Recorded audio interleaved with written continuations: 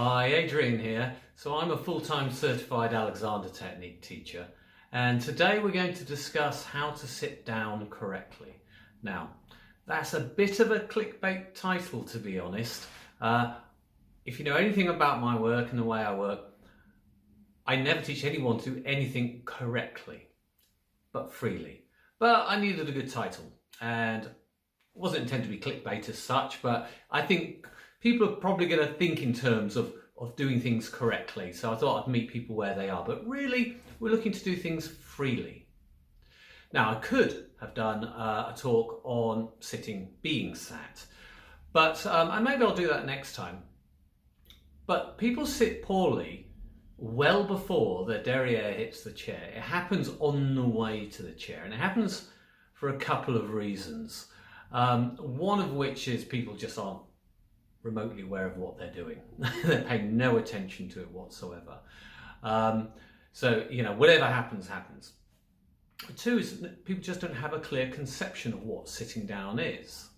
Now, if I was to ask you what is sitting down, I would expect, all right, I know you can't answer because it's not a live feed, but I have asked many people this question over the years, what is sitting down? And I promise you, every single time I'm met with a pregnant pause.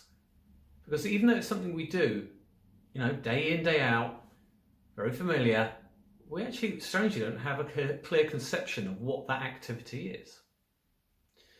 Now, what I'm going to suggest to you is to never sit down again, which probably doesn't sound that helpful really, but we're basically going to reframe what sitting down means. So what sitting down actually is going to squat and failing. Why fail? Because a horizontal surface, the chair surface, prevented you going from any lower. But had the chair surface not been there, it wouldn't have mattered. You could have just carried on going.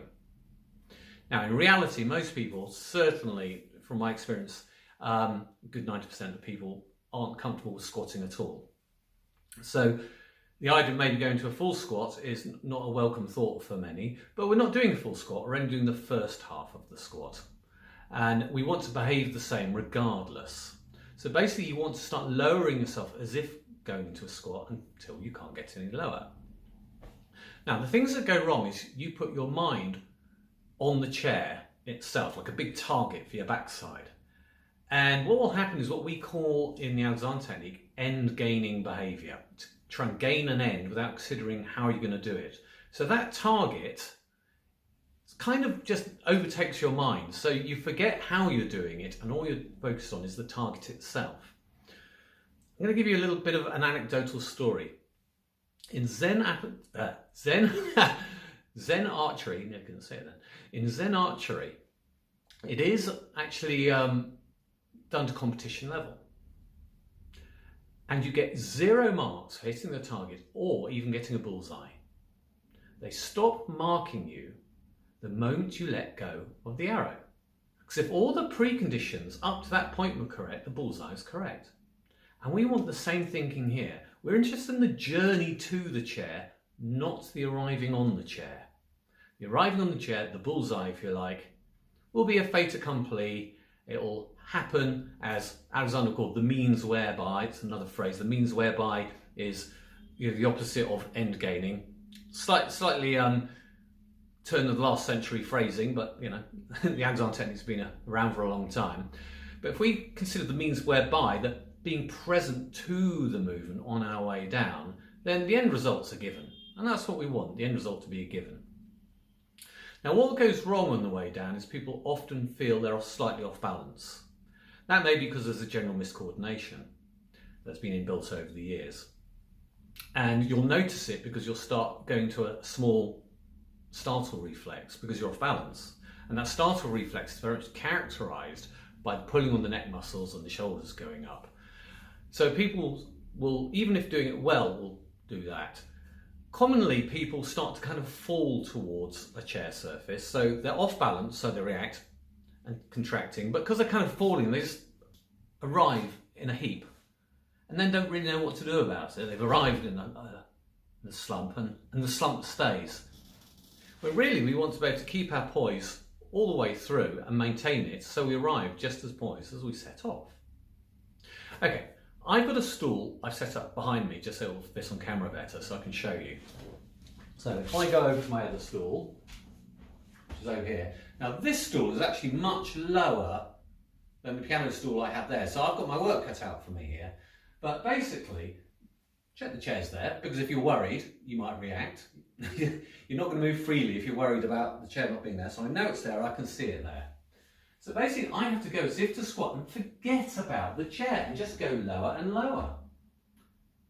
I didn't do that very well, if I was perfectly honest. I think I slightly endgained that. I'm going to do it again. It's that easy to endgain.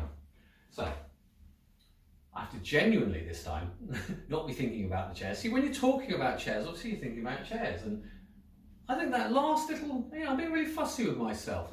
Last centimetre, I think in my mind I'd already arrived. So I'm going to go as if to go for a squat. Now that's better.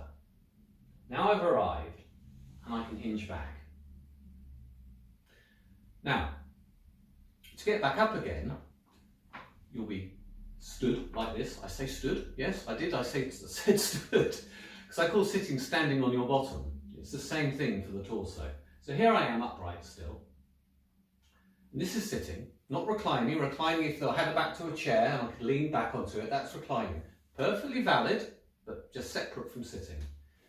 To stand again, you want to hinge forward until you kind of feel a biting point or like you feel spring-loaded. You can feel your legs starting to engage. And you don't even want to think of standing until you've felt that moment. There's no point thinking of standing here or here, because all that will happen is I'll push myself backwards. And if you start preparing beforehand, you're tight before you even start. You see people kind of stand up. So hinge forward and then push through the heels. Really push through the heels. Now, to practice this, what you can do is you purposely don't hinge back to begin with. So you just go as low as you can and then come back up.